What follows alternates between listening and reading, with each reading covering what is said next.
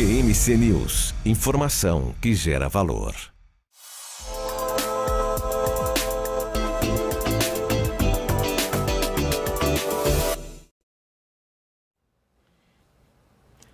Olá, seja muito bem-vindo, muito bem-vinda ao BMC Market dessa terça-feira. Hoje é dia 18 de julho de 2023, a gente chegando aqui com os principais destaques do mercado financeiro, todas as notícias que têm movimentado o Ibovespa nessa terça-feira. Ibovespa que opera entre perdas e ganhos, e no comecinho dessa tarde mais perdas do que ganho, caindo 0,27%.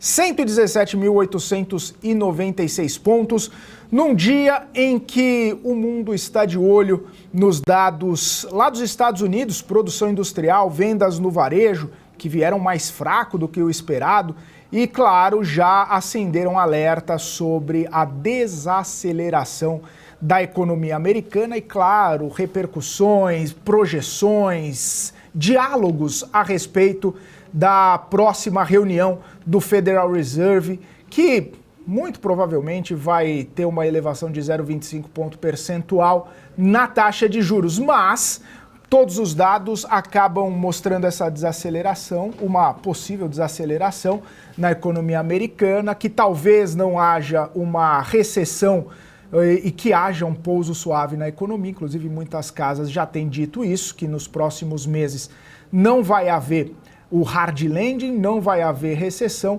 e que muito provavelmente será a última alta no juro lá nos Estados Unidos. Por aqui, mais pedido de queda de juros por conta do ministro Fernando Haddad, por conta do vice-presidente e ministro Geraldo Alckmin. Também o presidente Lula falando sobre o Desenrola, programa do governo federal para tentar, minimizar os impactos do endividamento excessivo pela população brasileira. O presidente Lula até falou, que existe essa expectativa de que as pessoas saiam do serviço de proteção ao crédito e aí, conseguindo quitar suas dívidas, possam voltar a consumir e, claro, isso poderia trazer um movimento bastante enfático para várias companhias listadas, inclusive, na Bolsa de Valores. Além disso, tem os impactos em relação aos bancos. Muitos analistas já começam a projetar que, de verdade, o que vai acontecer?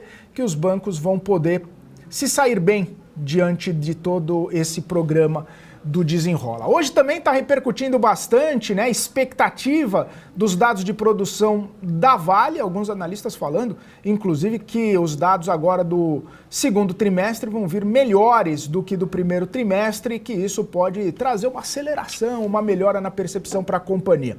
Falando em melhora de percepção na companhia, tivemos uma entrevista do presidente da Petrobras, Jean Paul Prates, para uma agência internacional, e ele falando a respeito da manutenção, ou pelo menos que acredita que vai manter o plano estratégico da companhia até 2028, focando no pré-sal, focando no core da companhia, sem fazer muitos abusos e virando o guidão do comando da Petrobras. Ou seja, investidores encarando essa perspectiva como um pouco mais de previsibilidade nos negócios da empresa, e inclusive de olho nos poupudos dividendos que a Petrobras pode distribuir daqui para frente. Falando no cenário de petróleo, o PRIO também acabou divulgando produção, mas produção diária de 100 mil barris de petróleo, conquistou essa marca importante de 100 mil barris diários depois de colocar para produção um poço de petróleo no campo de Frade, adicionando 8 mil barris, então arredondou, chegou a 100 mil barris de petróleo, e isso acabou trazendo um certo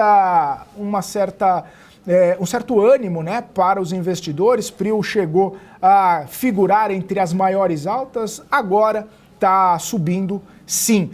Já entre as maiores baixas, a gente fala de JBS, Depois de todo aquele ânimo com JBS, acabou pegando para a companhia a situação envolvendo não só o cenário mais de dificuldade que enfrentam os frigoríficos, mas também toda a situação envolvendo a suspensão da rota da saída de exportação de grãos lá do Mar Negro pela Ucrânia, depois que a Rússia fez essa suspensão daquele corredor humanitário, preços de grãos subiram e JBS, de alguma forma, acabou impactada. Fora que existem algumas projeções de resultados também para esse segundo trimestre, mais fracos, toda a ciclicidade do gado lá nos Estados Unidos, aqui no Brasil, e isso podendo impactar a companhia também. Bom, temos muitos assuntos para discutir aqui, muitos assuntos para debater com o Marco Saravalli, que já está aqui comigo, para a gente começar esse nosso bate-papo. Marco Saravalli, uma ótima tarde para você, sempre muito bem-vindo, muito prazer em tê-lo aqui novamente nessa terça-feira de muitos assuntos, hein, Saravalli? Boa tarde para você. Boa tarde, Felipe, boa tarde a todos. Temos muitas notícias, sobretudo no universo corporativo, né? Várias aquisições, anúncios, comunicados, fatos relevantes durante essas últimas horas, movimentando os mercados e também fatores que acabam afetando aí o micro das empresas. O setor frigoríficos vem com notícias relevantes, né, desde do anúncio da própria JBS da busca por essa listagem, mas sendo bombardeado por notícias negativas, né, seja no caso do gripe aviária aqui no Brasil, né, que tem sido assunto, seja na questão de grãos agora, de certa forma com a expectativa de piora. Então, o setor de frigoríficos sempre ou destaque positivo no Ibovespa ou sempre na ponta negativa, hoje particularmente na ponta negativa, unânime ali dentro do setor de frigoríficos. E eu acho que até coloca um pouco da incerteza desse processo de abertura de capital, vamos dizer assim, né, dessa listagem das ações da JBS. Lembrando que é um processo grande, né, que envolve aí diversos bancos coordenadores, e que não é no ano de 2023, isso já vem diversos anos anteriores à tentativa da companhia fazer essa listagem. Enfim, acabei migrando para frigorífico, mas tem diversas notícias hoje para comentar também, no setor de petróleo, Petrobras, PetroRio, enfim, diversas notícias, mas o mercado ansioso aí também com a temporada de balanços, né? Pois é, Marco Saravalli, muitos assuntos e no setor de frigorífico talvez podemos dizer que a vaca foi para o brejo, já que existem algumas dificuldades na frente desses setores. Bom, vamos falar então de uma notícia bastante importante. Eu até fiz esse preâmbulo aí falando sobre Petrobras, né? A entrevista do presidente Jean Paul Prates à Reuters, né? Falando sobre plano de investimentos, permanência daquele plano de investimentos, 78 bilhões de dólares entre 24 e 28, né? Ele não vê uma mudança de perspectiva, né? Não vê que financeiramente vai ser muito diferente para a companhia, focando bastante, pelo menos a gente conseguiu perceber nessa entrevista que Jean Paul Prates foca bastante as direções da companhia para o pré-sal, que é obviamente o que tem dado muito resultado para a companhia.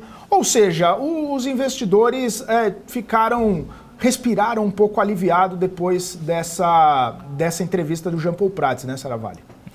Até eu queria dedicar alguns minutos, né, em relação a esse tema aqui. Vamos lá. Para a gente detalhar mais esse assunto que é muito importante para todos, para o país, mas sobretudo para nós, investidores aqui de ações.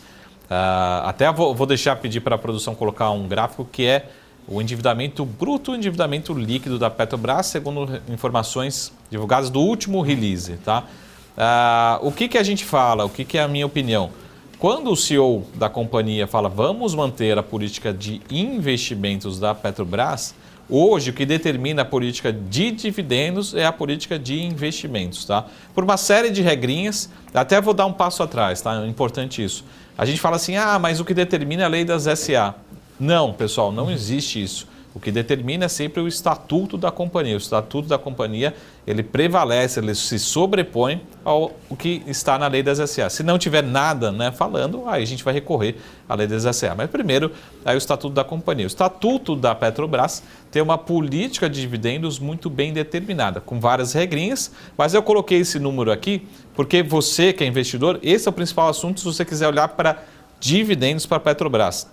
A hora que o presidente da companhia fala vamos manter a programação de 78 bilhões de dólares, né? Lembrando que tem um anúncio para ser feito agora em agosto, mas também tem um plano plurianual para ser anunciado no final do ano. Mas quando ele fala vai ser muito parecido, a gente vai focar nessa transição energética, mas continuar focando, né, dedicando muito para investimentos em produção e exploração de petróleo, o mercado respira muito aliviado, já que o estatuto até esse momento não foi alterado. É lógico que o próprio CEO ele fala assim, podemos ter alterações na distribuição de dividendos, vamos olhar de novo o que o estatuto regula hoje. Né? É determinante o nível de alavancagem da companhia, principalmente o endividamento bruto. Tá? A gente tem duas linhas aqui, essas são informações do release da companhia, publicados no primeiro trimestre, ainda não saiu do segundo trimestre, mas deve estar muito próximo disso ou até mesmo menor. Tem duas linhas de endividamento bruto, a gente desconta o caixa, a gente encontra o endividamento líquido.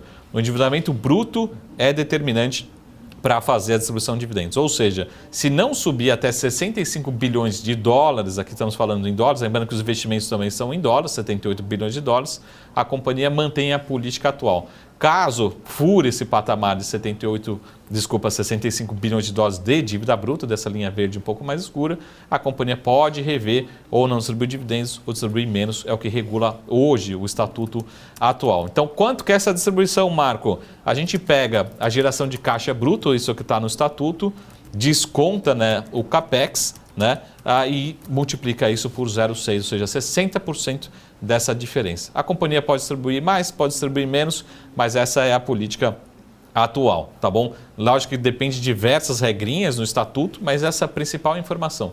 E na Vale, que a gente olha muito, compara a Petro com Vale, a Vale é praticamente a mesma regra, só que eu ouso dizer que a política de dividendos da Petrobras ela é até mais agressiva do que a atual da Vale. Da Vale também existe essa regrinha entre geração de caixa descontando o CAPEX. Marco, onde é que eu vou obter essa informação de CAPEX? Nas apresentações, né, principalmente da Petrobras, plurianuais. Quando ela fala 78 bilhões de dólares, eu faço uma projeção do que é EBITDA, vejo a diferença, multiplico por 0,6 essa distribuição de dividendos. O que pode, né, o CEO da companhia sinalizar é que vamos chamar o conselho e discutir talvez esse percentual desses 60% dessa distribuição. É aí que mora a diferença. Como ele está falando, não vou me endividar, não vou me alavancar, não vou sair fazendo investimento que vai aumentar muito meu endividamento bruto, o mercado vai respirando um pouco mais aliviado, vai ficando mais confortável, mostrando que a companhia está sendo prudente, né, na sua política de investimentos, mas ainda podemos ter alguma revisão nesse percentual dessa distribuição, tá bom? Então são várias informações, mas hoje o que é muito importante para a distribuição de dividendos, se ela vai se manter ou não como o melhor pagador de dividendos ou com um bom dividendo ainda, é a política de investimentos. E o próprio CEO já falou, vai ser algo muito parecido do que está lá no plano plurianual da ordem de 78 bilhões de dólares, tá bom? Então, são regras que estão bem definidas no estatuto da companhia, é isso que determina a distribuição e é isso que poderia ser alvo de alguma discussão. Daqui para frente, no meu entender, não vai ter nenhuma mudança radical, como não está tendo na política de investimentos. Mas pode ter sim, como o próprio CEO falou, termos alterações, até porque a companhia também quer continuar acelerando seu planejamento, né, estratégico de longo prazo. Até porque, Saravalli, se a gente for pensar num plano de investimento da Petrobras, teria que ser proposto e ratificado pelo Conselho de Administração, né, por uma Assembleia de Acionistas, e aí, posteriormente, mesmo que seja, sei lá, uma refinaria nova, que demanda tempo, demanda investimento, demanda bastante dinheiro para ser colocada de pé efetivamente, até isso acontecer de fato, teria um tempo aí para os acionistas poderem rever se compactuam com esse tipo de investimento, com essa mudança de perspectiva ou não, né? Não seria nada tão rápido assim ou tempestivo da parte da Petrobras. Nesses planejamentos plurianuais, né, a companhia ela divide muito bem, esse montante aqui para os próximos 5 anos vai ser destinado para produção e exploração, isso aqui para refino, isso aqui para petroquímicas, enfim. E lembrando, pessoal, imagina o seguinte, a companhia pode voltar a se endividar? Pode, mas hoje tudo mais constante, para você ter a preocupação se vai ter dividendos ou não, a companhia teria que bater ali nos 65 bilhões de dólares. Tá? Então, hoje ali na casa de 53, por aí, né, no último trimestre, então poderia passar para 54, 55, esse movimento é preocupante. Mas lembrando também que a companhia está gerando caixa. Então, a companhia, ao mesmo tempo, ela vai gerando caixa e vai amortizando uma parte dessas dívidas. A preocupação é a companhia acelerar muito o investimento, se endividar muito. Se endividou, pessoal, investimento, muita dívida, aí não precisa nem alterar a política de distribuição de dividendos. Já altera ali no limite, ela vai ter que reter a parte desse lucro ou até mesmo não distribuir, tá bom? Então, isso é o que regula o estatuto de hoje. E existe um estatuto também muito claro na Vale, que é cerca de 30% dessa distribuição. Na minha opinião, a Petrobras está com uma política mais agressiva e é isso que o próprio presidente está falando, né? Vamos ter que realmente rever, mas eu não vejo nada muito radical. Ele não vai alterar, por exemplo, para esse número 60%, vai passar para 10%. Essa é a minha opinião. O mercado está lendo que talvez tenha alguma alteração. Vamos reter um pouco mais esse lucro, essa distribuição está bastante agressiva, vamos alterar. Mas é importante também a companhia ter caixa suficiente, ter fôlego, ter liquidez para conseguir fazer seus investimentos. Que sejam investimentos rentáveis para todos os acionistas, né, que tem uma taxa interna de retorno que justifique, né, eu continuo aprovando nessa retenção de lucro. Né? Não é que o investidor assim só olha para dividendos, não, ele olha para um retorno do capital, seja na mão do minoritário, ou do controlador, ou seja na mão da companhia. Mas é importante ter uma política de dividendos e a política hoje ela é muito clara. Se a gente olhar para o preço da ação, ninguém está colocando no preço que vai ter mudanças radicais, seja no investimento, seja no retorno através de dividendos. Pode ter? Pode. O CEO já falou, deixou bem claro, até porque precisa ir preparando o mercado. Lembrando, apresenta agora em agosto, né? Mas o plano plurianual, né? Uma atualização deve acontecer no final do ano. Essas são expectativas. Ô Marco, o que pode deixar o investidor mais cauteloso não necessariamente uma mudança tão radical no planejamento estratégico, em investimentos e tal, essas coisas. O que pode deixar o investidor mais cauteloso é a questão da política de preço, porque hoje eu estava até dando uma olhada aqui na ABICOM, que é a Associação Brasileira dos Importadores de Combustíveis, e o preço que a Petrobras pratica em relação ao preço praticado internacionalmente, a Petrobras está abaixo 15%, né? São 43 centavos, já chegou a estar mais, já chegou a estar menos, mas essa falta de uma política talvez mais transparente de preço, porque foi anunciada uma mudança, mas sem ênfase exatamente como que funciona, isso pode ser exatamente o ponto mais sensível nessa relação companhia-investidor? Hoje, vamos pegar aqui vamos de novo ser super radical, né? Sim. Mas falar assim, as ações da Petrobras subiram em 2022, por quê? Por conta de um principal motivo, dividendos, né? Sendo super simplista, lógico. Mas o mercado olhou muito para dividendos ao longo de 2022. De novo, qual que é a política de distribuição de dividendos? Ela depende única e exclusivamente de dois fatores, né? Isso sem falar de alavancagem, de outras condições. Da geração de caixa operacional e do capex dos investimentos. Se a gente tem em algum momento menos geração de caixa operacional até para subsidiar esse combustível mais barato, a gente vai ter menos EBITDA, menos geração de caixa, com o mesmo capex, mantendo o mesmo capex, essa soma ela é menor, né? Ou essa diferença ela tende a ser menor. Menos diferença, menos geração de caixa líquida, menos distribuição de dividendos. Tá? Então, essa leitura que a gente precisa ter. Até que momento, por isso que talvez o investidor não perceba com o petróleo agora, nessa casa que está sendo negociado, 75, 80 dólares, se ficar nesse patamar, talvez não perceba tanto.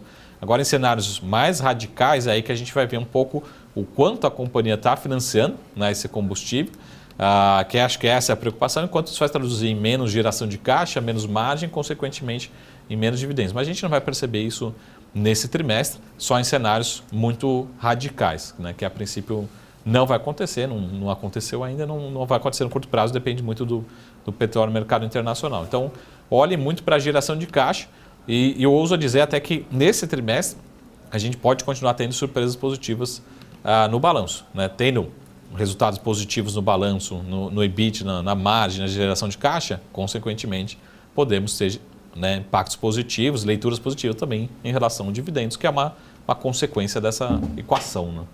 Perfeito, Marcos Aravalli. Claro que a gente vai ainda bater um pouquinho mais de papo em breve sobre Petrobras, mas eu queria permanecer no setor, mudar apenas de empresa, porque inclusive eu comentei aqui sobre produção de PRIO, né? PRIO chegando nos 100 mil barris de petróleo por dia, que foi adicionado um poço no campo de Frade, de 8 mil barris de petróleo por dia. O mercado achou interessante essa produção, né? Tanto é que sobe praticamente 3% ao longo do pregão de hoje. PRIO chegando bem na casa dos R$ 43 a ação da petroleira.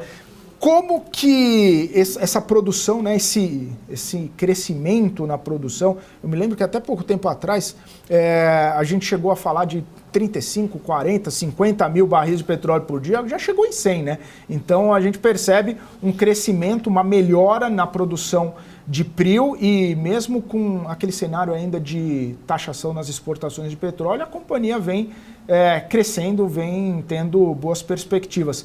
Como que Marcos Seravalli viu essa notícia de PRIO?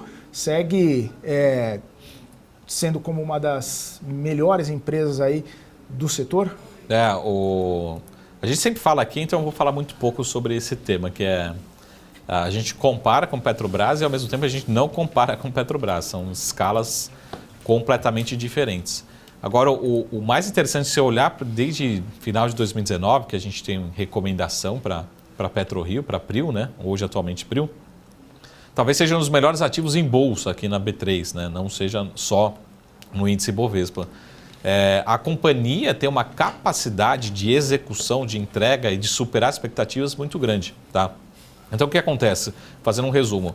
Ela está com um campo, com uma exploração, vou perfurar um poço novo, então um ativo ela já conhece, ela está maximizando o retorno, aumentando a produtividade e ela passa para o mercado quanto que ela espera, mas é lógico que existe uma curva, né, o que a gente chama de curva de aprendizado desse próprio poço, desse próprio campo.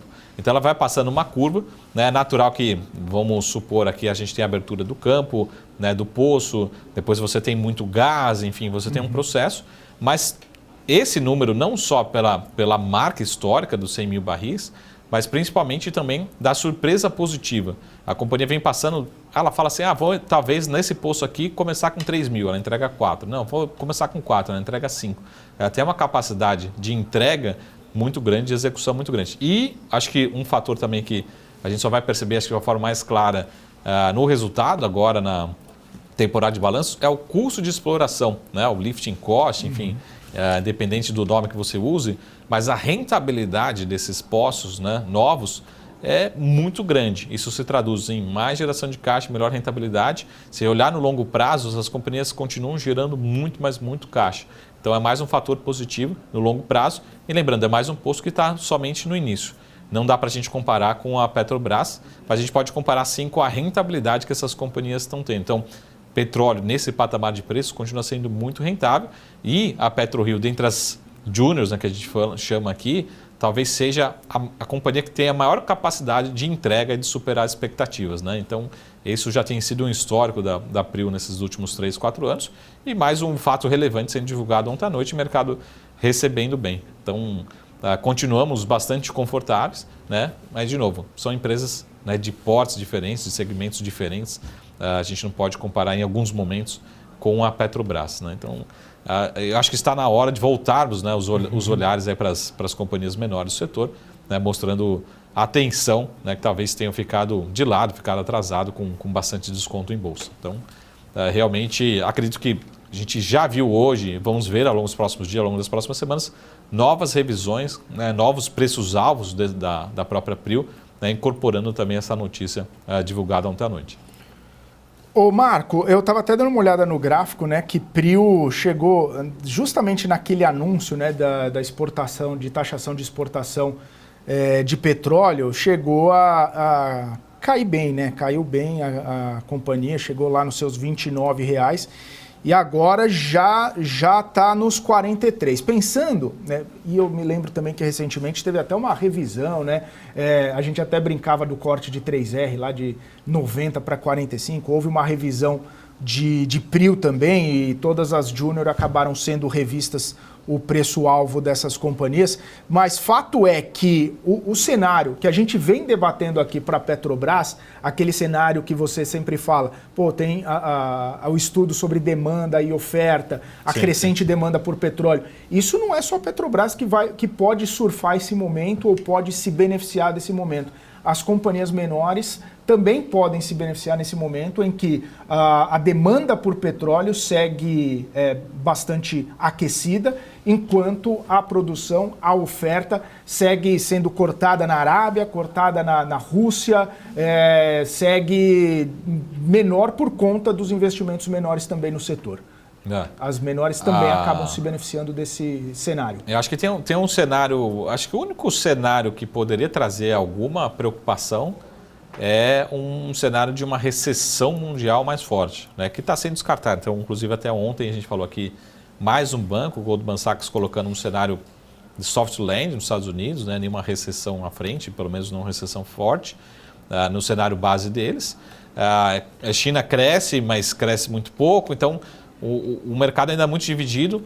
O único cenário mais radical em relação à demanda seria um cenário, e também seria pontual, né? Se a gente tivesse uma recessão, não seria, né, uma depressão econômica, seria uma recessão por 1, 2 trimestres pontualmente em alguma economia, particularmente. Agora, o Felipe, é bom a gente lembrar também que, talvez coincidência ou não, mas acho que tem um fator super importante também, que as ações, se a gente olhar de quando a PetroRio, a 3R e outras ações do setor voltaram a andar, voltaram a performar, foi justamente aí com a menor preocupação. Eu, particularmente, falei aqui abertamente que eu tinha uma preocupação muito grande dessa tributação em relação às exportações acabar se tornando uma lei, acabar se tornando realmente algo mais contínuo, o que acabou não acontecendo, não se materializando. Então, essa menor preocupação em relação a esse tema talvez tenha destravado, né, essa preocupação, essa percepção de risco e os investidores voltarem a olhar para o setor. Então, coincidência ou não, mas eu acho que talvez tenha sido um fator de risco que foi descartado, né? Não existe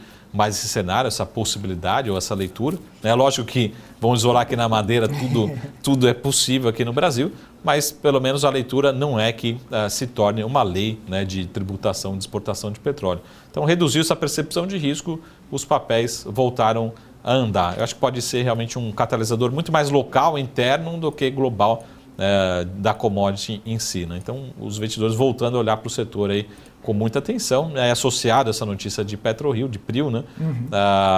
Os papéis reagindo positivamente. Ficaram meio que abandonados de lado os papéis por algumas semanas, né? E os investidores voltando a olhar para o setor. Então, esperamos talvez novas trajetórias de alta, né? Recuperando um pouco do atraso, né? Sobretudo agora com essa menor percepção de risco em relação a essa parte de tributação. Foi lá no finalzinho de março, né, Marco? Lá no finalzinho de março começou a ter novamente essa possibilidade, essa menor percepção de que poderia virar uma lei, de que poderia ser para sempre aquela tributação, cerca de 9%, né, em cima das exportações de petróleo. E de lá para cá, PRIO já subiu aí cerca de 40%, 50%. Do preço que estava naquela ocasião. E hoje ainda, né, apenas Petrobras e Enalta caem no pregão de hoje. PRIO, 3R, PetroRecôncavo, todas operam no patamar negativo. PetroRecôncavo menos, tá? Está praticamente no 0 a 0, subindo 0,1%. É quase nada, para falar a verdade. PRIO e 3R que acabam tendo um ímpeto um pouco maior aí nessas altas, com o PRIO subindo praticamente 3% e 3R 2,5%.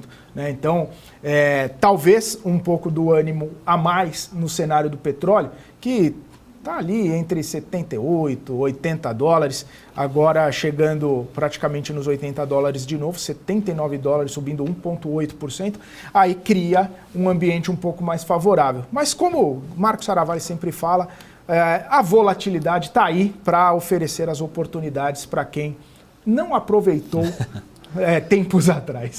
E tanto o PRIO, né, como a 3R foram as duas únicas, né, que soltaram comunicados ou fatos relevantes recentemente, né, com um lado positivo, que a gente sempre fala, esse processo de incorporar essas últimas informações dentro do seu valuation, isso leva tempo. O mercado tende a incorporar na hora, no curto prazo, mas depois de alguns dias que começam a sair os resultados, os relatórios dos analistas, dos grandes bancos, atualizando, atualizei o meu preço-alvo com essa última informação, isso leva um tempo. Então, não só a PetroRio, na minha opinião, não está sendo precificado 100%, né, esse novo posto, enfim, esse novo patamar, como também a 3R, lembrando que já teve comunicado recente sobre a produção da 3R. Então, o mercado, na minha opinião, não está precificando 100% das últimas notícias em ambas companhias. Perfeito, Marco Saravalli. Vamos fazer o seguinte, vamos para um rápido intervalo, daqui a pouquinho a gente volta batendo papo sobre bolsa, batendo papo sobre empresas, batendo papo sobre todas as notícias que têm movimentado o mercado financeiro, inclusive uma notícia que saiu agora há pouco, a gente vai repercutir, mas é claro, daqui a pouquinho, depois do nosso intervalo comercial, você continua com a gente, é rapidinho.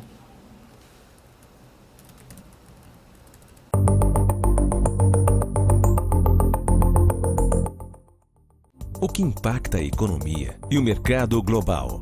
Olá, muito bom dia para você que está aqui ligadinho na BMC News. Em tempo real, a abertura e a variação dos ativos na Bolsa de Valores. Notícias internacionais. Toda uma discussão aí referente à demanda chinesa. Paula Moraes e especialistas de diversas áreas te explicam os acontecimentos do dia.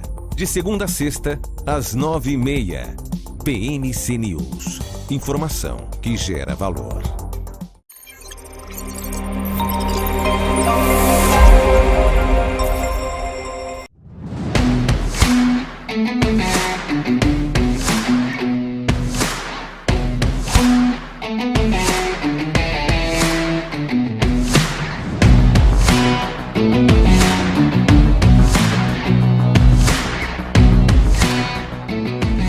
Vortex Beyond.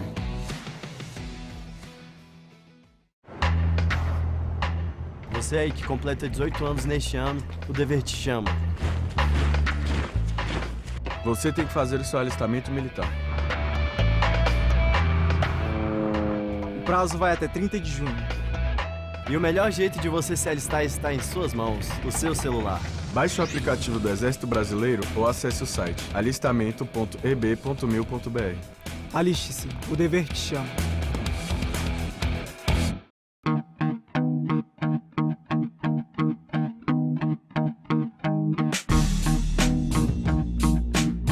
Quais foram os fatores que fizeram essas operações elas desempenharem e por que surpreenderam o mercado financeiro? Business traz panoramas, resultados, prospecções e expectativas de companhias listadas no mercado.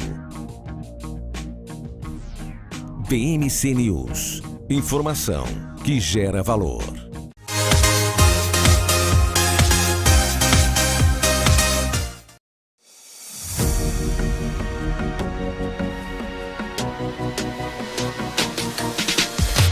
BMC News. Informação que gera valor. Muito bem, estamos de volta aqui na programação da BMC News. O nosso BMC Market está ao vivo aqui às 3h04. Obrigado pela audiência, obrigado por estar aqui conosco, acompanhando o BMC Market em todas as suas plataformas, na TV fechada, também no nosso canal do YouTube, no nosso portal bmcnews.com.br e, claro, no Profit da Nelógica. Você que está nos acompanhando, muito obrigado pela companhia e, claro, sempre mande recadinhos pra gente nas nossas redes sociais com dicas, sugestões, dúvidas que a gente vai ficar sempre monitorando por aqui para poder ter sempre essa interação aqui com vocês. Deixa eu trazer uma informação bastante importante que acabou fazendo acelerar o setor educacional na Bolsa nesse comecinho de tarde. Por quê? Agora há pouco, o presidente Lula, na verdade fontes internas do governo federal, disseram que Lula deve decidir se o projeto do novo FIES vai ser enviado ao Congresso por meio de uma medida provisória ou projeto de lei. Esse projeto do novo FIES deve ser apresentado ainda nesse mês de julho, portanto, temos 13 dias apenas para que o governo envie ao Congresso, justamente para resolver inadimplências, o setor que vem sofrendo bastante com inadimplências e também, isso já é público e notório nos últimos balanços das companhias e, claro, o governo Lula também foi bastante aguardado após as eleições uma sinalização para esse setor de educação que foi muito forte, inclusive, nos últimos governos do presidente Lula. E, claro, como eu falei, o setor educacional acabou disparando, andando bem, e Dux agora sobe 7,50%, Cogna 5,33%, Ser Educacional 4,46%, Ânima 4,21%, Cruzeiro do Sul 2,74%, portanto, repercutindo, os investidores repercutindo essa possibilidade de um novo formato do FIES ser encaminhado ao Congresso Nacional, seja por medida provisória, seja por projeto de lei. O fato é que o novo FIES deve sair ainda nesse mês, pelo menos as diretrizes, né, pelo menos as principais orientações. A gente já lembra, né, que esse governo Lula acabou sendo bastante aguardado por conta do Minha Casa Minha Vida, que foi sancionado recentemente. Aí algumas construtoras acabaram vivendo um momento mais interessante no Ibovespa. A gente tem também o PAC, que ainda não foi anunciado, deve ser anunciado no próximo mês de agosto, e aí também tem toda aquela sinalização de melhora na economia e tudo mais. E sem falar no desenrola, que muitos setores também podem ser beneficiados depois que as pessoas, né, em geral, os cidadãos brasileiros, tiverem suas dívidas quitadas ou não quitadas ou renegociadas, podemos dizer assim. Bom, são 3h07, eu quero chamar o Mário Goulart, ele que é analista, também criador do canal O Analisto, está aqui conosco. O Mário Goulart, seja muito bem-vindo. Desta vez não está no Alasca, né, meu caro? Boa tarde para você. Não, retornei do Alasca, estava lá, latitudes bem altas, mas estamos de volta, né? E boa tarde para vocês, boa tarde para o pessoal que está nos assistindo, boa tarde aí para a equipe BMC, tudo bem? Bem interessante o negócio do setor de educação hoje. Pois é, Mário, inclusive eu queria repercutir contigo, né? Logo depois da eleição do presidente Lula, a gente lembra, né? Sempre existiu aquele burburinho, poxa, alguns setores podem se sair beneficiados, reviver Minha Casa Minha Vida, reviver FIES, reviver ao plano de aceleração do crescimento, enfim, uma série de programas que acabaram injetando, né, muito crescimento econômico no Brasil e também dinheiro em algumas companhias poderiam ser revitalizados. O FIES deve sair esse mês, pelo menos uma sinalização de como ele vai ser. E isso já afetou, ou pelo menos já trouxe, um movimento para a Bolsa. Como que você vê essa situação, reedição, né, do FIES? O que a gente pode tirar aí de repente, um copo cheio, um copo meio cheio desse programa? Bom, eu sou bastante crítico desse tipo de programa. Eu acho que eles, em termos de crescimento da produtividade do país, eles agregam muito pouco, na verdade. Se ele fosse alguma coisa mais orientada ao STEM, né, Science, Technology, Engineering, Mathematics, Ciência, Tecnologia, Engenharia e Matemática, talvez isso trouxesse aí uma possibilidade maior de crescimento da produtividade. Hoje o Brasil tem um problema muito sério, que é a produtividade do país, que não avança nada. Mas isso aqui é uma digressão sobre a qualidade do programa. Do ponto de vista de quem vai investir, de quem está interessado em investir nessas empresas de educação, bom, elas são empresas extremamente endividadas, né? Olha que os dados financeiros das empresas, eu estou olhando aqui para 4 delas. A Cogna, ela tem em caixa 1,5 bilhão e 7,6 bilhões de dívida. A Edux tem 1,1 e 5,3 bilhão de dívida.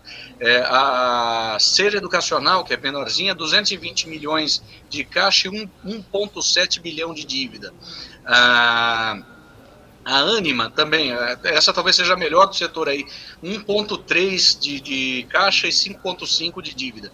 Todas elas operando com margens extremamente apertadas, até sendo muito por influência desse custo de capital, né? Então elas têm, eu vou olhar aqui na Cogna, último ano, 31% de margem operacional, margem EBITDA, e 3,3% de margem negativa. 3,3%.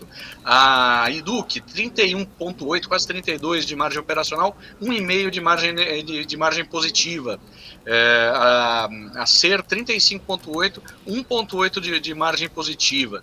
A Ânima, aqui que a gente falou, 29,7%, 0,2% de margem positiva. Então, são empresas que estão profundamente pressionadas aí por sua questão de dívida.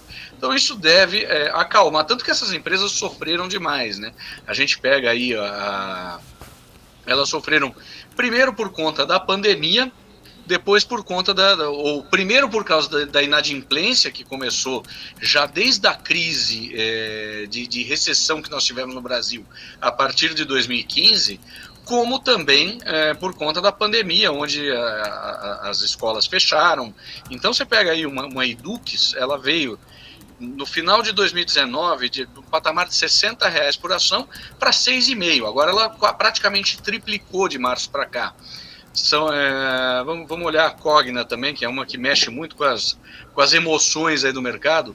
É uma empresa que chegou a valer quase em torno de R$12 em 2019 e caiu para perto de R$3, R$3,15. Não, mais abaixo, desculpa. 1,72 aqui, estou olhando o range dela. Então, são empresas que sofreram muito, apanharam muito, são empresas endividadas. E existe uma esperança de que esses programas governamentais venham aí, mais ou menos, no fim das contas, eles funcionam como uma espécie de subsídio para essas empresas. Então vamos tentar resolver o problema da inadimplência. Lembrando que teve aí casos de 90% de inadimplência no setor educacional. Então, as empresas sofreram, o governo está tentando fazer alguma coisa aí para salvá-las, né, para ajudar. São empresas hoje, tecnicamente, você não pode dizer que elas quebraram, que elas estão em recuperação judicial, mas são empresas tecnicamente quebradas. E o governo está tentando dar um respiro aí para elas com esse programa. Como vai funcionar? Se vai funcionar, se o governo vai conseguir segurar a onda nisso aí, lembrando que a gente tem hoje uma situação fiscal muito apertada, então esse subsídio ele compromete o fiscal, ele compromete macroeconomicamente o país. Vamos ver, é uma questão a se avaliar. Eu acho que a grande puxada para cima, na minha opinião, já foi, porque depois que a empresa subiu, vamos lá, o caso aí da Educ, subiu de algo em torno de 6,5 para 21, já deu a grande pernada, né? Perfeito. Ô Mário, muito boa tarde. Uma pergunta que eu queria fazer com você. Como você falou assim, a gente tem várias críticas, talvez alguns elogios, não sei se é na mesma proporção que a gente viu o FIES lá atrás, mas se você fosse passar um recado para o governo, assim, o que poderia ser melhorado, na sua opinião? Porque acho que um ponto que a gente tem em comum, né, pelo menos é um consenso, que a gente precisa fazer investimento em educação no país, que a gente está muito defasado, enfim, são vários índices que mostram isso. Mas olhando para o FIES também, né, como você falou, temos alguns pontos de crítica. O que você levaria, e até para o impacto também nas empresas de capital aberto, né, nas empresas listadas, mas o que você levaria de propostas até para ter uma linha de financiamento, mas que fizesse sentido na parte fiscal, na parte de educação da população, trazer um maior nível de graduação, né, da população. Enfim, o que poderia ser melhorado nesse novo modelo desse FIES que pode ser apresentado? Bom, o Brasil ele faz tudo ao contrário em termos de educação, né? Nós sempre e a minha impressão é de que porque criança não vota. Então, a gente privilegia, tanto no setor público como no privado, o ensino superior. O que a gente tem no Brasil em termos de ensino público, em geral de boa qualidade, no superior, e o ensino básico é lamentável, é uma tristeza, né? Isso já mostra como o sistema educacional brasileiro é absolutamente anômalo, né? E aí nós temos de novo a questão puxa, não dá para ter ensino público, não dá para ter universidade para todo mundo, pública, então vamos financiar a universidade privada. o que gera uma série de distorções. Por exemplo, você criou um monte de vamos lá, funcionários administrativos que têm um diploma, mas que não têm grande qualificação e que rebaixaram o salário, até pelo excesso de oferta, rebaixaram o salário dessa categoria com graduada na universidade de baixa qualidade, com poucos anos de experiência, né? Então esse pessoal recebe muito pouco hoje. Hoje eu diria para um jovem com poucos recursos que ele fosse atrás de um curso técnico para virar um operário qualificado, um torneiro mecânico, um soldador de primeira linha, em vez de gastar tempo tentar tirar o diploma de doutor numa faculdade mambembe, mas tudo bem. O que eu faria, sem querer corrigir todas as distorções, mas seria fazer um programa de incentivo junto a empresas para fazer formação universitária de pessoal que vá ser de interesse para as empresas depois. E sobretudo, do ponto de vista do funcionário da área científica, tecnológica e industrial. É esse tipo de recurso que a gente precisa. A gente precisa, talvez, de funcionários, de graduados na área de saúde, precisa de mais médico. Vamos fazer um negócio focado para a medicina e para o estudo mais científico. Não adianta a gente ter aí um monte de graduados em, sei lá, ciências sociais, porque não existe demanda para isso. O mercado simplesmente não demanda e isso não agrega nada em termos de produtividade. Então, essa seria uma sugestão que eu faria ao governo para orientar melhor um programa dessa natureza. Mas isso aí, lógico, dentro de um contexto onde todo o sistema educacional brasileiro já é pervertido, ele já é criado de uma forma invertida. Mário, só para complementar, se você puder trazer um pouquinho também para as companhias de capital aberto, porque a hora que chega a notícia, né, Felipe, parece que só tem benefício, só tem notícia boa. Então a gente olha muito para o lado que a gente diz para o top line, né? Para a receita. As companhias vão se dar bem, vão ter mais faturamento, enfim. Mas também a gente não acompanha o efeito negativo, né? Que talvez tem algumas companhias que carregam até hoje, né? Como você falou. Como traduzir isso para as companhias de capital aberto? Assim, até o recado para quem está nos assistindo, que está muito próximo ali do investidor, que está operando, enfim, ou está olhando por buy and hold, está comprando. Será que acaba se traduzindo com mais receitas, mais margens, talvez tenha um impacto muito de curto prazo? Mas o que pode se traduzir também em risco para as companhias de capital aberto, Cogna, Dux, Anima, enfim, para as companhias todas listadas? A gente olha muito para a receita só, né? Mas assim, enfim, qual que é o impacto, né, no todo para o setor? Essas empresas podem estar contratando mais um lote de inadimplência por aí. Essas empresas hoje elas precisam de receita, de margem para conseguir limpar seus balanços, né? Seus balanços estão... As 4 empresas que eu olhei aqui, os números, enquanto eu me preparava para falar com vocês, essas 4 empresas, a Anima, a Ser Educacional, a Educ e a Cogna, as 4 têm um peso de dívida muito forte nos seus balanços. Ok, elas estão sendo, eu acho que principalmente depois da pandemia, elas estão sendo transformadas de uma forma que elas não necessitam mais de todo aquele custo fixo, daquele até investimento de capital, de ter uma série de unidades. Hoje elas vão partir muito mais para o ensino à distância, cujo custo é mais baixo. Então, eu acho que elas têm condição de melhorar as suas margens. Mas elas têm aí um passivo pendurado muito grande para ser metabolizado por esse aumento de receita. E isso não é de uma hora para outra. Não é porque o programa vai começar agora que essas empresas vão conseguir acumular lucros de forma a ajustar os seus balanços e terem uma posição patrimonial um pouco mais positiva. Hoje a posição patrimonial dessas empresas é muito ruim. Então elas vão ter que passar por alguns anos de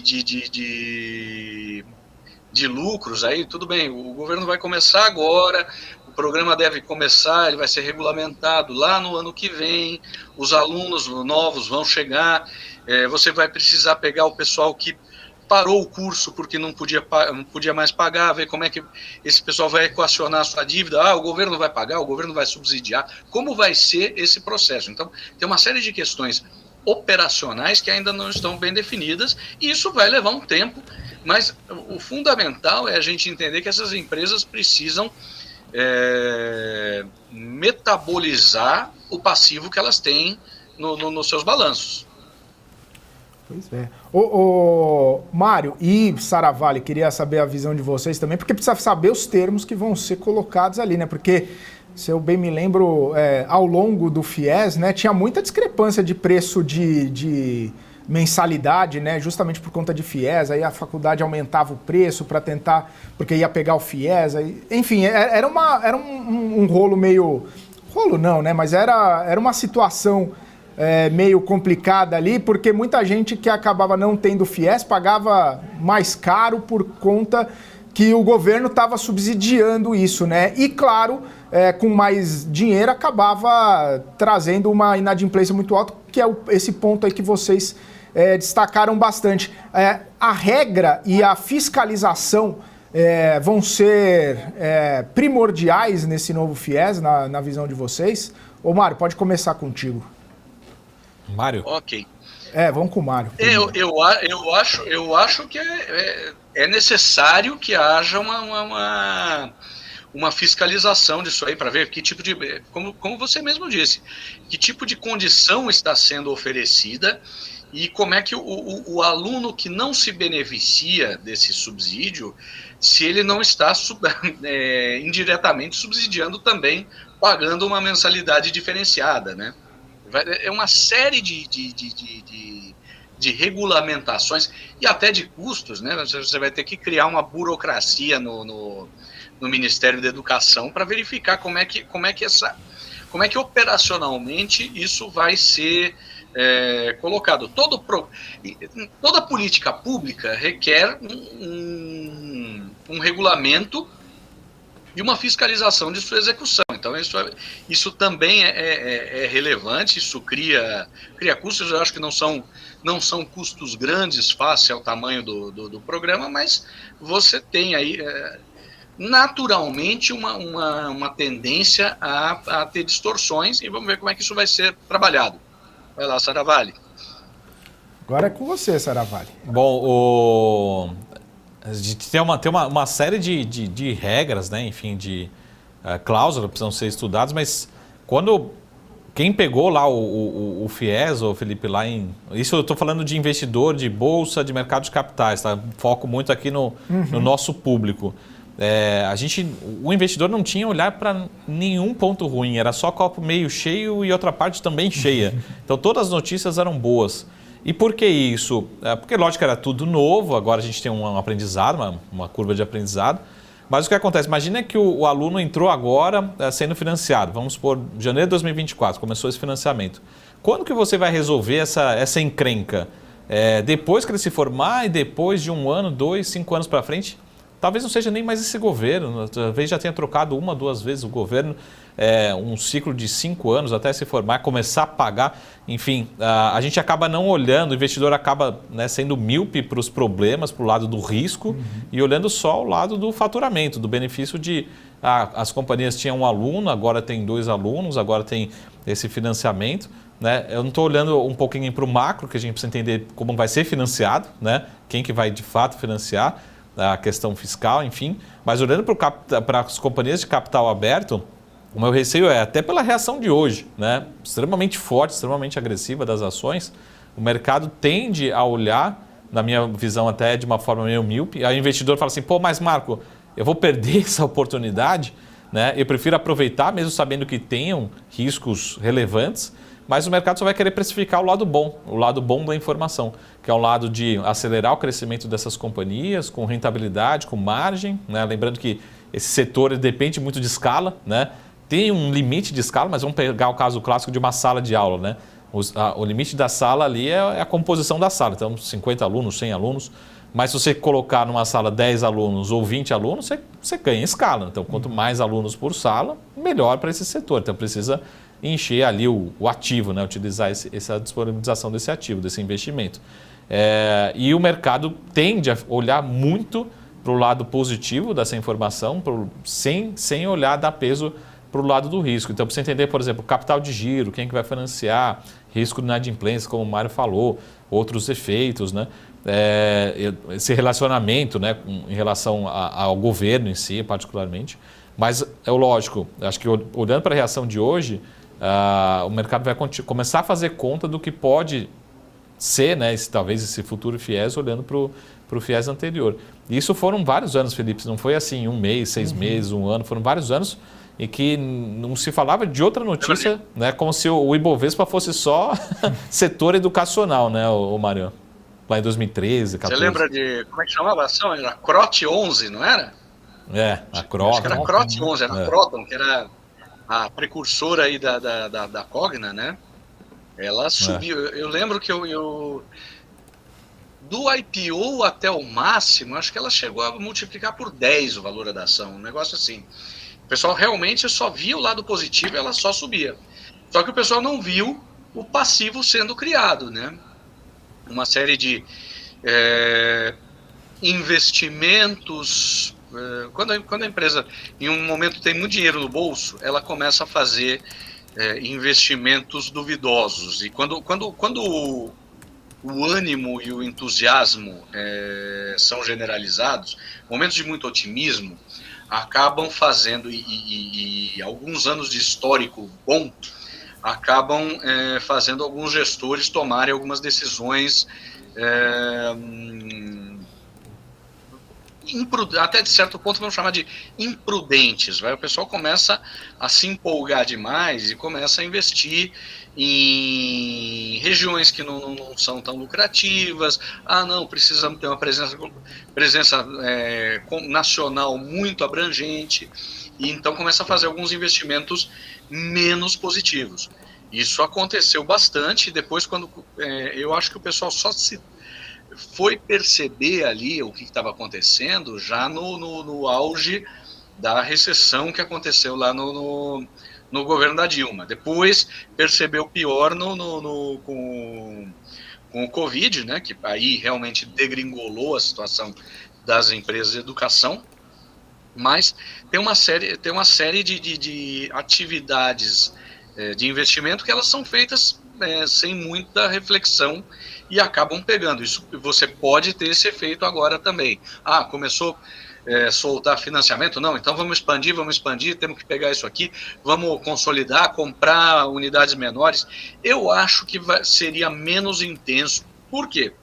Primeiro porque o pessoal já viu esse filme. Naquela época, como você lembrou muito bem, Saravalli, ninguém tinha visto o filme da empresa de educação de capital aberto num ambiente de subsídio estatal pesado. E 2, nós também evoluímos muito mais pro online, que dá muita escala. No online, um cara em São Paulo consegue atingir o Brasil inteiro. Você não precisa de tanta sala de aula. Lógico, alguns tem cursos que simplesmente não precisam de laboratório nem de sala de aula. Você consegue fazer tudo online. Mas mesmo o curso que mais necessite de laboratório, ele já tem um ganho aí por contar com a estrutura online, e as empresas aprenderam a fazer isso durante a pandemia. A gente evoluiu nisso aí. Então, eu acredito numa melhoria de margem operacional das empresas em função do fator online. Muito bom. Maravilha. Ali atrás do quadro do Mário ele já parece que já tinha uma previsão, está escrito FIES ali atrás. não é, não. Não, é quase. Tem um Darth Vader aqui. Tem um quadro. Feliz, alguma coisa. Feliz. Eu estou na casa de uns primos aqui, eu sentei no escritório do meu primo e tem esses adereços aqui. Ô, Mário, eu gostei na verdade, mesmo eu queria fazer uma pergunta pro Marco, né? Porque assim, até alguns minutos atrás, a gente não falava de novo FIES, a gente não tinha nenhuma dessa expectativa em torno de um programa governamental para subsidiar ou estimular o setor de educação. No entanto, a gente já vinha vendo algumas casas, alguns analistas falando do setor. Tanto é que eu estava até monitorando as empresas e de alguns meses para cá, 2, 3 meses para trás, elas já começaram a ter pegar um impulso ali, né? Experimentar também os benefícios desse ralizinho que a Bolsa teve. Claro, por conta de queda de juros, melhora do cenário econômico e tudo mais. Antes da gente falar de FIES, o que sustentava esse ímpeto ou esse ânimo do setor educacional? Porque agora tem um novo fato, né? Tem um fato novo aí que pode sustentar uma melhora ainda maior. Mas o que se falava antes, Saravalli, sobre esse setor para sustentar esse ralizinho? Porque vários setores acabaram tendo essa alta, essa pernada que a gente chama, né? Mas o setor educacional foi um também que teve ali seus dias de glória, né? O setor em si ele tem uma correlação muito grande com o ânimo, né, com o ambiente econômico. Então, de novo, a economia real não mostra muito isso, mas o mercado financeiro querendo antecipar um pouco dessa melhora do ambiente econômico. Então, olhando para o FIES, o que faz o FIES, né? Então, a população para procurar, né, principalmente tem um efeito muito ligado à graduação, né, a ensino superior, a gente precisa ter um ambiente que as pessoas tenham geração de emprego, então isso que é importante, que acaba sendo determinante, que a gente de certa forma tem no Brasil. Ter um ambiente que essa geração de emprego, esse trabalhador vai ficar por 3, 4, 5 anos ao longo da sua graduação. Também não adianta nada você ter um emprego que você tem o risco de perder esse emprego daqui a 3, 4 meses, senão você não começa um ensino superior, você vai ter que ficar pagando ele por 3, 4 anos ao longo da escola. E um ambiente também que uma parte disso pode ser financiado, né? Então, com a expectativa de queda de juros, você vai criando um ambiente melhor para as empresas muito ligadas ao ensino superior. Então, foi uma soma de fatores. E lembrando também que, mesmo as companhias avisando, alertando, parece que o setor sofreu muito radicalmente durante a pandemia, mas o pior ficou para trás. Elas estão sinalizando que, principalmente, o segundo semestre tende a ser um período melhor. Então, uma soma de fatores, mas todo esse cenário, né, de queda de juros, fechamento da curva de juros, que beneficiou a construção civil, beneficiou outros setores, também acaba trazendo expectativas melhores para a educação, né? E lembrando, quando a gente fala de educação, temos outras empresas listadas, mas a gente fala quase aqui um peso muito grande em ensino superior, né? Então, o ensino superior está muito ligado à geração de emprego, à credibilidade, à confiança de longo prazo. Tivemos aquele impacto forte ali em outubro, novembro, próximo das eleições, mas agora acho que o ambiente ficou mais previsível. Então, essa redução da percepção de risco acabou trazendo também esse empurrão para o setor de educação como um todo, né? Acho que esse possível FIES, né, a gente vai entender os detalhes em breve, mas acaba trazendo essa perpetuidade. Mas as companhias já vinham falando que poderia ser 2023 e 2024, 2 anos bem melhores do que estava na conta, né, do que estava quando a gente olhava de 2022 para cá, né? Então, muito melhorou, né, ou de certa forma ficamos num cenário bem menos radical do que a gente vinha vendo em 2021 e 2022 particularmente. Perfeito, Marcos Saravalli. Comentários, Mário Goulart? Lembrando que essas empresas tiveram, eu estava até lembrando disso aí, na época o pessoal chamava de pacote Lula. Vocês lembram? Exato. Tinha o pacote Lula, tinha o pacote Lula e o pacote Bolsonaro, e essas empresas elas já experimentaram um pequeno ralizinho ali em setembro, outubro, novembro. Depois veio aquele balde de água fria que o pessoal percebeu que o governo não vinha, todo mundo esperava ali naquele momento um Lula 3, né?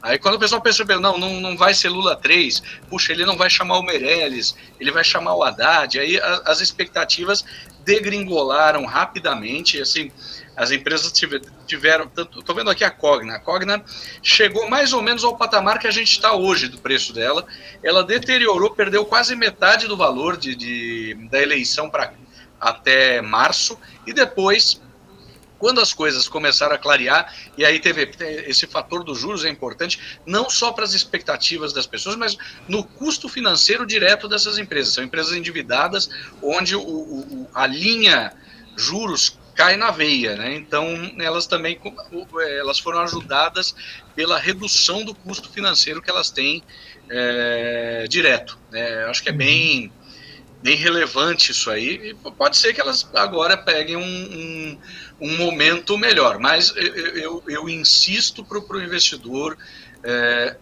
tenha cautela com essas empresas, porque elas ainda têm uma dívida muito pesada no passivo. Boa. Ô Mário, só para encerrar aqui a última pergunta, só porque o Marco Saravalli citou o setor de construção e também está intimamente ligado com uma expectativa de programa de governo, mais ou menos algumas empresas do Ibovespa, né, o Minha Casa Minha Vida, e também por ter experimentado essa pernada com fechamento de curva, com o rally do Ibovespa, enfim. Como que você está vendo esse setor? O que você pode falar para a gente de setor de construção? Segue nesse ambiente um pouco mais otimista daqui para frente, ou alguns prêmios já foram queimados e não tem muita coisa para crescer nesse curto prazo? Eu acho que ainda tem um espaço aí, vai depender muito do governo operacionalizar esses programas de Minha Casa Minha Vida, as empresas conseguirem se acertar bem com eles. A situação é bastante análoga à das empresas de educação. São empresas que sofreram muito, que ficaram com... Salvo uma ou outra, tem algumas empresas que não, mas o mercado é bem variado aí, né? Você tem desde pegar aqui, acho que um extremo aí do alto padrão, a Lave, né, que está em uma ponta, e aí você tem uma Tenda, uma MRV na outra ponta do espectro. Então você vai ter aí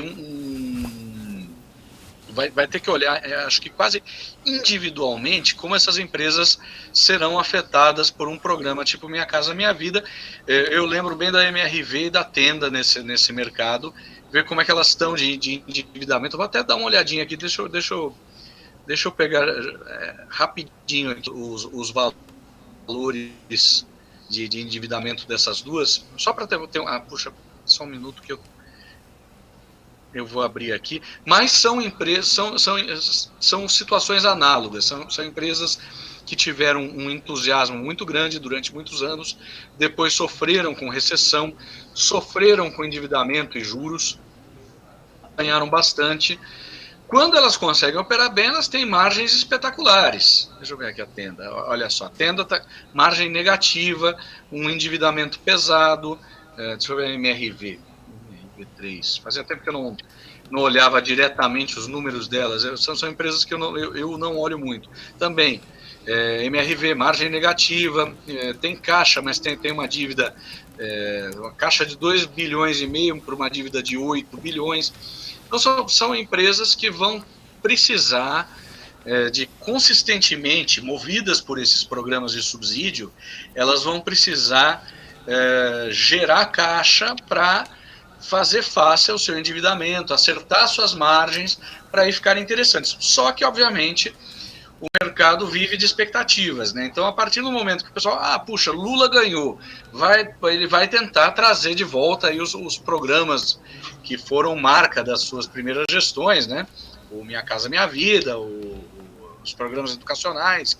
A gente vai ver também essa movimentação com as empresas. Não tem tanta empresa de infraestrutura grande na Bolsa Brasileira. As grandes construtoras sempre foram de capital fechado, fora um ou outro negócio, por exemplo, a Queiroz Galvão, engenharia de petróleo, que acabou virando Enalta, né? Enalta, acho que ela virou, Enalta. Uhum. Mas você vai ter esse mesmo movimento a hora que o pessoal começar a falar em PAC. Não, vamos sair fazendo rodovia, ferrovia por aí.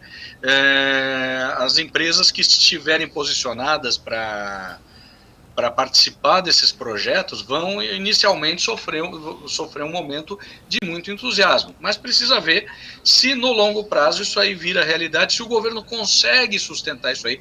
O Brasil de 2023 não é o Brasil de 2003, que tinha um momento aí superavitário e uma China crescendo e conseguindo crescendo a níveis acima dos 10% ao ano, conseguindo estimular esses investimentos no Brasil, que, convenhamos, também não deram em muita coisa. Se você pensar no que ficou pronto do PAC, a gente vai olhar que ficaram um monte de esqueletos aí abandonados pelo Brasil. Então,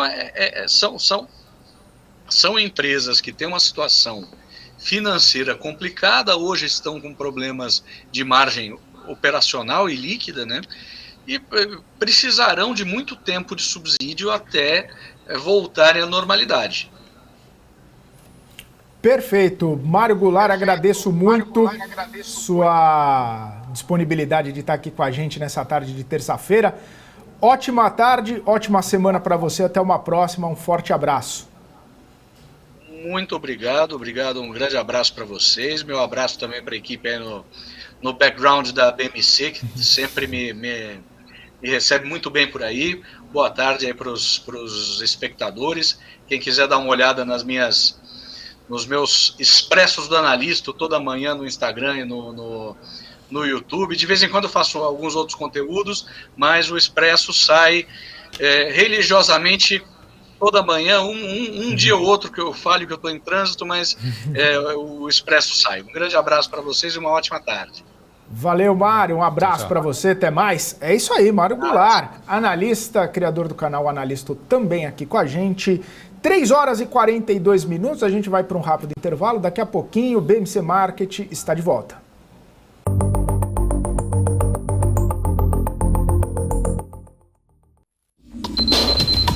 O que acontece no mercado financeiro no Brasil e no mundo está na BMC News.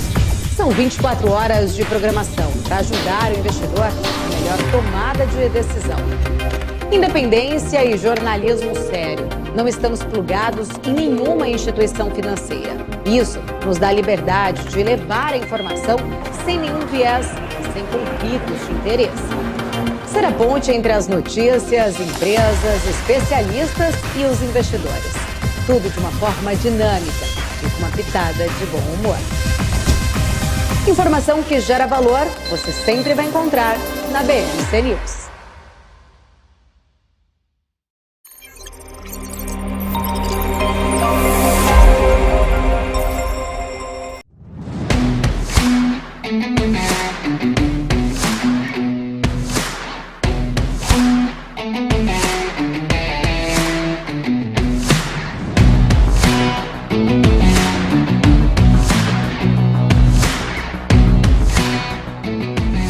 Vortex Beyond.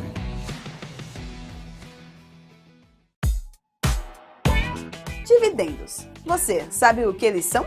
Esse é o tema do BMC Explica de hoje.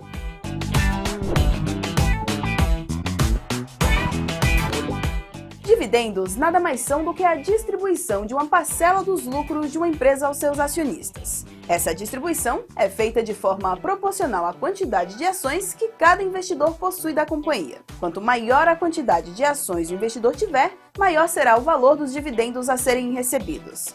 Os dividendos são uma forma de remunerar os acionistas pelos investimentos feitos na empresa.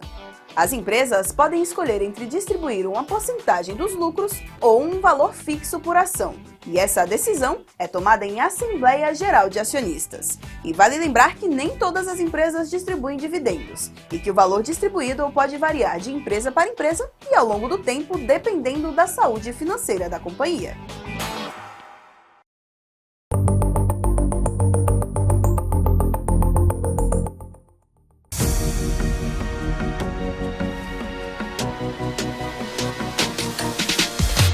BMC News, informação que gera valor.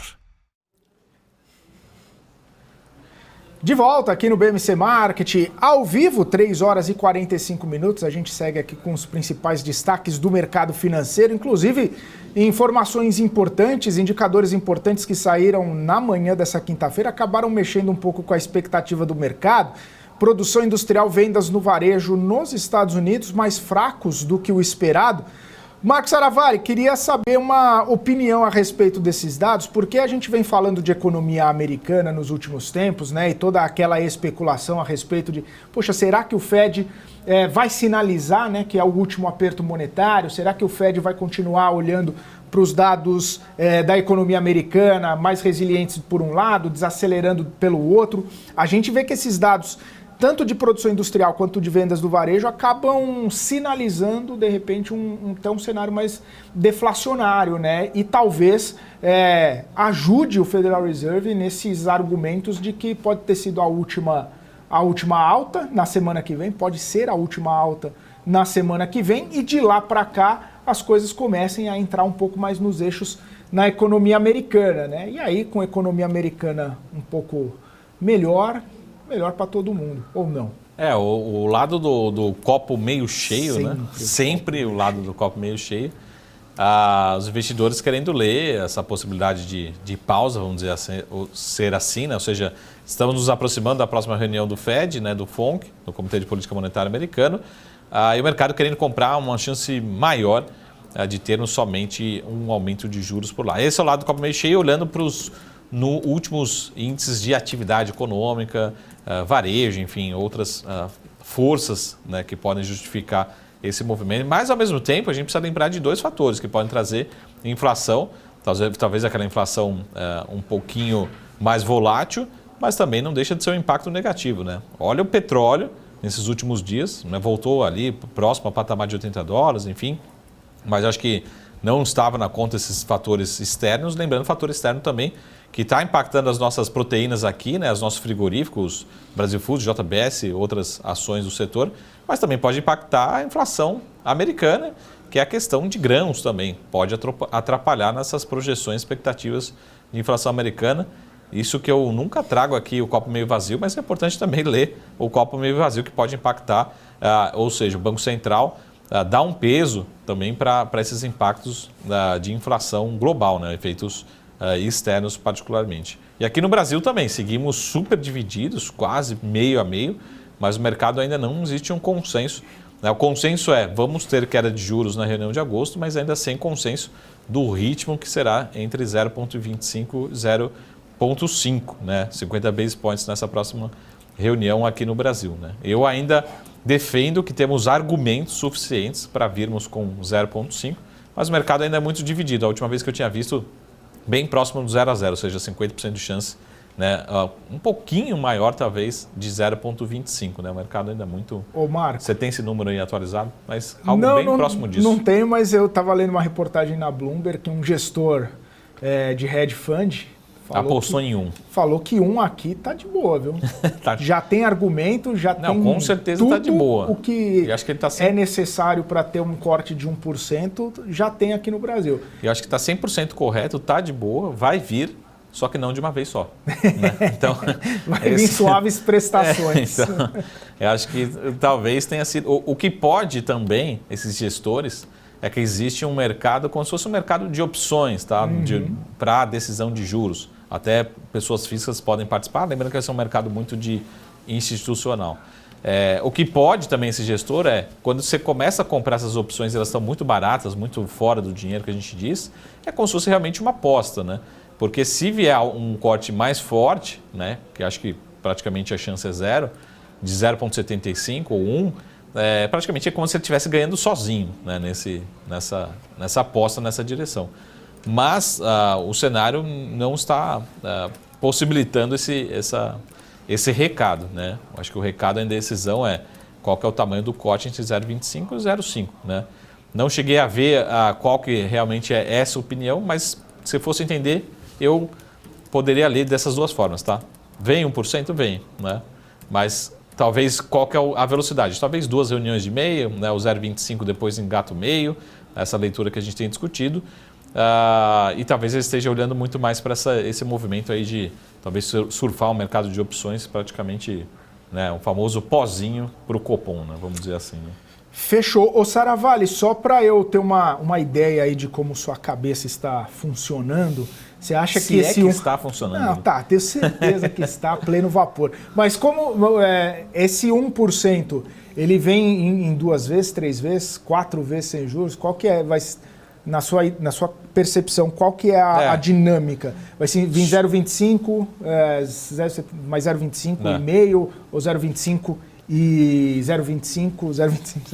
Podemos convidar esse gestor, eu praticamente não tive acesso à reportagem, mas acho que o recado talvez tenha sido justamente isso. Eu, de novo, volto a dizer, acho que temos argumentos, temos condições, né, temos espaço para fazer esse corte de 1%, talvez em 2 reuniões. Né? Então, ou seja, já em 2 reuniões, a partir de agosto, a gente já engata 1% de queda, meio e meio. Eu acho que temos condições. É o que está sendo precificado na curva? Não. O mercado vai numa forma mais lenta, maior probabilidade de acontecer 0,25, ou seja, teoricamente entre 2 e 3 reuniões a gente chegaria nesse 1,25 tá, de queda, ou seja, começando em 25, depois 2 de meio na sequência. Tá? Então, talvez o que os gestores tinham falado, talvez que a gente consiga antecipar, acelerar, né? Em 2 reuniões a gente resolveria esse 1%. Acho que, de novo, é o cenário mais provável hoje, a princípio não, que o mercado vem comprando, não, mas é um cenário totalmente possível, temos cada vez mais argumentos para acreditar nesse cenário. Então, em 2 reuniões, já compraríamos, né, esse contrato aí de 1% de queda em 2 reuniões. 2 vezes sem juros, então, na visão 2 vezes de sem Marcos juros, Saravalli. né, à vista, meio e meio. É um cenário possível, mas não teoricamente não o mais provável até o momento, né, que o mercado vem precificando. Para depois também não entrar no desenrola, né? Parcela em menos vezes para não ter problema. Saravalli, a gente está na reta final aqui do BMC Market. E deixa eu só fazer uma última provocação também. Era justamente isso que eu ia falar. A hora da provocação a provocação, porque a gente está chegando no na fim. sexta, os gráficos, e ao longo da semana, provocações aqui, né? Mas a gente viu aqui, automobilístico pediu, levou. Linha branca, talvez. Só pediu. O setor de banco, né? Porque lembrando também que o desenrola, ele acaba trazendo, de certa forma, algum benefício para os bancos, liberando um pouquinho de capital ali, um fôlego para eles usarem créditos para outras operações. Então, né, não sei se pediu, mas já levou sem pedir. E agora, o setor educacional. Já são 4, né? Estamos somando aqui. Né? Lembrando que a provocação que eu fiz no Twitter tem alguns dias, eu falei quem será o próximo, né? E lá até o momento só tinha automobilístico, mas já colocamos na conta linha branca, né? Setor financeiro, bancos e agora o setor educacional na conta pediu, levou. Né? O próximo vai ser dos jornalistas. Tomara, Marcos Saravalli. Talvez dos analistas estrategistas também. Ô Marcos Saravalli, você está fazendo tantas provocações que daqui a pouco você vai ter que mudar seu nome para Antônio Abujan. Exatamente, um grande programa. Monstro. Que acho que tinha não 2 pontos de audiência, 2 audiências, eu era uma delas, né? Adorava o programa. Eu também. Acho que só tinha eu e Felipe ali, assistindo o programa na saudosa TV Cultura. Ainda existe, mas novo saudoso formato, né? Provocações, Exato. Sem Abujan. Saravalli, abraço para você. Amanhã estamos juntos de novo. Estamos de volta amanhã. E veja e fique de olho no setor educacional. É isso, gente. A gente está chegando aqui ao fim do nosso BMC Market, sempre agradecendo a audiência, agradecendo a companhia de todos vocês que nos acompanham aqui nos nossos canais de conversa aqui. A gente está na TV fechada, também está no canal do YouTube, está no Profit da Nelógica e sempre no nosso portal a programação aqui para vocês nos acompanharem ao longo de toda a nossa programação que começa ao vivo às 8 horas da manhã. Além disso, a gente aqui no BMC Market volta amanhã a partir das 2h30 da tarde comigo, Marcos Saravalli, também com os nossos convidados repercutindo os principais destaques, as principais notícias que movimentam o mercado financeiro. Agora você fica com o BMC Closing. Carlo Cauti já está chegando por aqui para fechar o mercado financeiro nessa terça-feira. A gente volta amanhã. Um forte abraço. Tchau, tchau.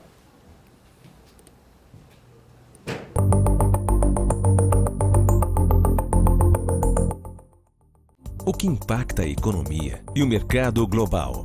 Olá, muito bom dia para você que está aqui ligadinho na BMC News. Em tempo real, a abertura e a variação dos ativos na Bolsa de Valores. Notícias internacionais. Toda uma discussão aí referente à demanda chinesa. Paula Moraes e especialistas de diversas áreas te explicam os acontecimentos do dia. De segunda a sexta, às 9h30. BMC News. Informação que gera valor. As empresas que fazem parte do seu dia a dia estão em uma das maiores bolsas do mundo, a Nasdaq. E a boa notícia é que você pode investir nessas empresas diretamente pela Avenue, sua corretora nos Estados Unidos. Com os dados das ações dos Estados Unidos fornecidos pela Nasdaq em tempo real, o cliente Avenue pode acessar diretamente as maiores bolsas do mercado americano. Entre neste mercado de tecnologia e inovação. Acesse avenue.com.br/Nasdaq e seja bem-vindo ao mercado global. Ela sempre volta a estampar as manchetes. Mas o que é a inflação? Esse é o BMC Explica e o tema de hoje é a inflação.